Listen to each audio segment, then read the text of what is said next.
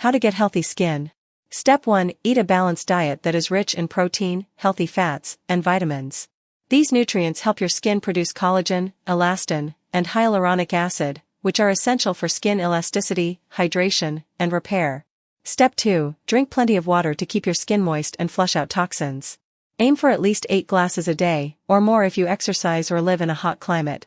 Step 3. Protect your skin from the sun by using a broad-spectrum sunscreen with an SPF of at least 30.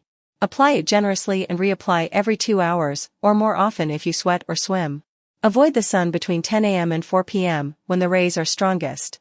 You can also wear protective clothing, such as hats, sunglasses, and long sleeves.